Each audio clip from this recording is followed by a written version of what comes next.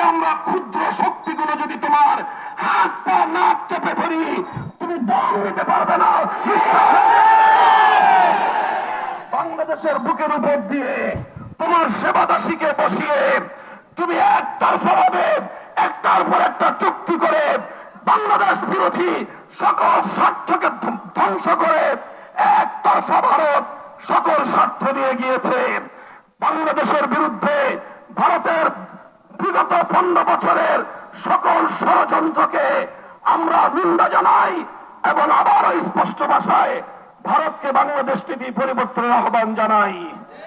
আমি বলতে চাই, পলাতক শেখ হাসিনা, ফ্যাসিবাদী শেখ হাসিনা, খুনি শেখ হাসিনা অগণিত খুন এবং হত্যাকাণ্ডের আসামি। বাংলাদেশের বন্ধু রাষ্ট্রের দাবি করে তুমি বাংলাদেশের এই খুনি আসামিকে মাসের পর মাস তুমি প্রশ্রয় দিচ্ছ। আবার এখন তোমার কোলে বসে সে বাংলাদেশের ইসকনের পক্ষে সাফাই গায়। বাংলাদেশের মানুষকে এতটা দুর্বল ভাবলে ভুল করবে ভারত। অতীতে আমাদের অনেক ঐতিহ্য রয়েছে, ইতিহাস রয়েছে। আমরা ছোট হতে পারি, আমরা ভীরু কাপুরুষের দল নই। যদি আমাদের উপর যুদ্ধ চাপিয়ে দাও, যদি আমাদেরকে এবারেই তুমি একতরফা হত্যা করবার চেষ্টা করো, যদি আমার জনপদকে আমার ভাইয়ের রক্ত দিয়ে যদি তুমি রঞ্জিত করো, তাহলে আমরা তোমার বিরুদ্ধে প্রতিরোধ করে তুলব। আমরা সংগ্রামী সাথী ও বন্ধুগণ, হেফাজতে ইসলাম বাংলাদেশ দেশের সকল ধর্মপ্রাণ মুসলমানদের প্রতি উদাত্ত আহ্বান জানাচ্ছে। শহীদ সাইফুল ইসলাম আলিফের হত্যাকাণ্ড আমাদেরকে স্পষ্ট বার্তা দিচ্ছে। এই হত্যাকাণ্ডের মাধ্যমে বাংলাদেশে নৈরাজ্য সৃষ্টি করে রক্তের হোলি খেলা খেলানো, এটাই হলো বাংলাদেশ বিরোধী শক্তির অভিন্ন টার্গেট। কাজেই তাদের এই ষড়যন্ত্রের পাতা ফাঁদে আমরা পা দেব না।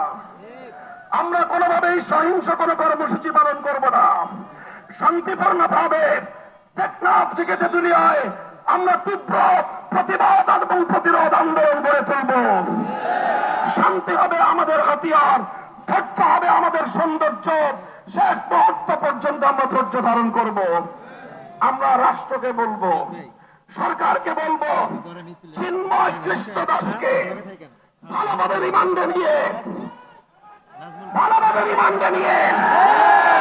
জিজ্ঞাসাবাদ করে বাংলাদেশ বিরোধী ষড়যন্ত্রের তথ্যগুলো তার কাছ থেকে আপনারা উদ্ধার করুন। শেখ হাসিনা তাকে কত টাকা দিয়ে তার সন্ত্রাসী বাহিনীকে দেশের বিরুদ্ধে লেলিয়ে দিয়েছে সে তথ্য উদ্ঘাটন করুন। ভারত তাকে বাংলাদেশের অখণ্ডতা ধ্বংস করবার জন্য কিভাবে উস্কানি দিয়েছে, কি তাকে মন্ত্র দিয়ে বাংলাদেশে বারবার পাঠাচ্ছে, সেই তথ্যগুলো উদ্ঘাটন করে জাতির সামনে আপনারা বাংলাদেশ বিরোধী সকল অপশক্তির মুখোশ উন্মোচন করে দিন। সংগ্রামী সাথী ও বন্ধুগণ, সর্বশেষ আমাদের দাবি হল শহীদ সাইফুল ইসলাম আলিফ হত্যাকাণ্ডের জন্য প্রত্যক্ষ এবং পরোক্ষভাবে যারা যারা জড়িত অনতিবিলম্বে তাদেরকে আইনের আওতায় এনে দৃষ্টান্তমূলক শাস্তির ব্যবস্থা করতে হবে। সেই সঙ্গে সন্ত্রাসবাদী জঙ্গিবাদী সশস্ত্র সংগঠন হিসেবে সৌদি আরব, চায়না, মালয়েশিয়া সহ পৃথিবীর বহু রাষ্ট্রের মতো বাংলাদেশেও ইসকনকে নিষিদ্ধ করতে হবে। আমার পূর্ববর্তী বক্তারা বলেছেন, আওয়ামী বিরোধী আন্দোলনের সারির সম্মুখ কাতারের কোন কোন রাজনৈতিক দলের নেতারা মায়া কান্না কাঁদেন, স্বপ্ন দেখছেন ভারতের অনুকম্প নিয়ে ক্ষমতায় যাবেন। আল্লাহর নামে শপথ করে বলতে পারি, ভারতের আর কোন লেসপেন্সার বাংলার ক্ষমতার মসনদে আসতে পারবে না। কাজেই বাংলাদেশের জনগণের পাশে দাঁড়ান, ভারতকে নয় দেশের জনগণকে খুশি করুন। ইনশাআল্লাহ বাংলাদেশ সেই আধিপত্যবাদের যুগকে পেছনে ফেলে এসেছে।